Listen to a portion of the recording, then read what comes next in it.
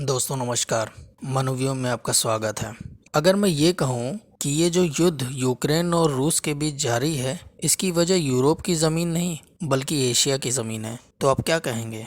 हो सकता हो आप कहें मैं कुछ भी बोल रहा हूँ, पर रुकिए ज़रा और चलिए 1945 में दूसरा विश्व युद्ध समाप्त हो रहा है। यहाँ विश्व 3 शक्तियों में बंटने जा रहा है, जिसमें पहला अमेरिका, दूसरा सोवियत संघ जिसे आज आप रशिया कहते हैं, और तीसरा तीसरी दुनिया के देश।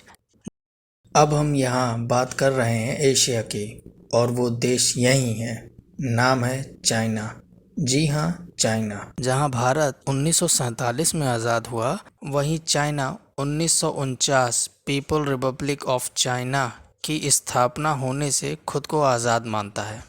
अब आप कहेंगे कि 2022 यूक्रेन और रूस युद्ध में चाइना कैसे वजह बना?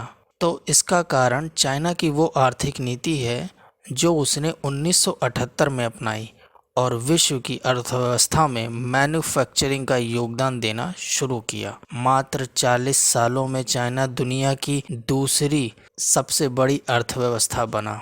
बैंकिंग हो या स्पेस हो या रक्षा का क्षेत्र हो, चाइना सभी क्षेत्रों में विश्व को चुनौती देता ही जा रहा है। आप इस वीडियो को जिस डिवाइस में देख रहे हैं वो भी चाइना का ही बना हुआ है, और ये बात आप जानते हैं।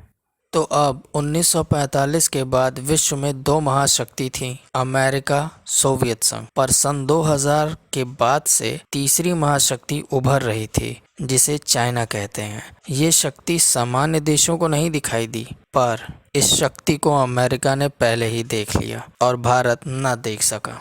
अब 2008 में आइए, जब बुखारेस्ट समिट में जॉर्जिया और यूक्रेन को नाटो ने सदस्यता देने की घोषणा की, लेकिन फरवरी 2022 तक नाटो का सदस्य नहीं बनाया।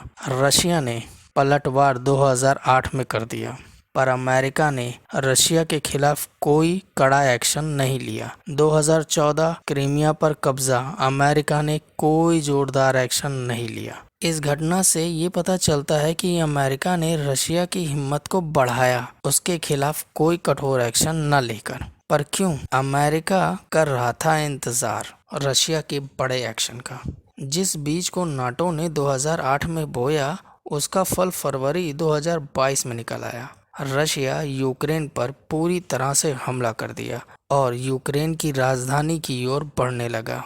यहाँ ध्यान देने वाली बात यह है कि अमेरिका युद्ध के पहले हफ्ते तक कोई बड़ा एक्शन नहीं लिया, फिर एक साथ सैंक्शन की बौछार की, जैसे स्विफ्ट ट्रांजैक्शन का बैन होना, प्राइवेट कंपनी का एक एक करके रशिया से बाहर निकलना, मास्टर और वीज़ा कार्ड ने तो विदेशी रशियन के कार्ड ही बंद कर दिए, ब्रॉडकास्टिंग पे रशियन टेलीविज़न को बंद कर देना, गैस और पेट्रोलियम पर भी सैंक्शन लगने जा रहा है। आज मार्च 2022 दुनिया में सबसे ज़्यादा जिस देश पर सैंक्शन लगा है वो है रशिया।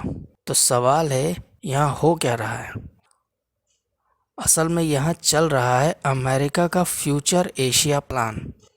मैंने तो यही नाम दिया है। वर्तमान समय में देखें तो विश्व में 3 महाशक्ति हैं, अमेरिका, रूस और चाइना। अमेरिका रूस को यूक्रेन में फंसाकर रूस की आर्थिक शक्ति को कम कर रहा है और रूस के अंदर विद्रोह जैसे हालात बनते जा रहे हैं।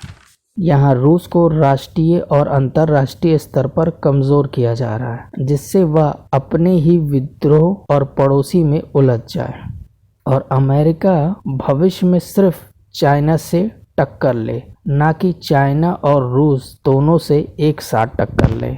यहाँ भारत के लिए चिंता की बात यह है कि अमेरिका की चाइना से टक्कर साउथ चाइना सी में ही होगी, जो भारत के बगल में है, और इस क्षेत्र में जिस मजबूत कंधे की तलाश अमेरिका ने की है वो कंधा भारत का है।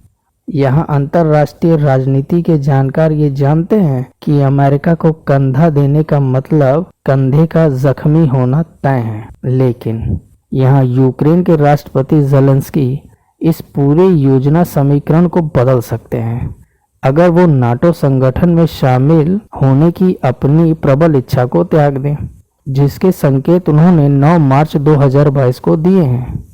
इसमें कोई दो राय नहीं है कि इस युद्ध को ज़ेलेंस्की अपने कूटनीतिक शक्ति से खत्म कर सकते हैं। न कि किसी दूसरे देश की उधार ली गई कूटनीति से।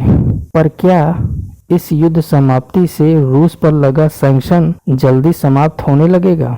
कहना मुश्किल है, क्योंकि अभी रूस उतना कमजोर नहीं हुआ है जितना अमेरिका को चाहिए।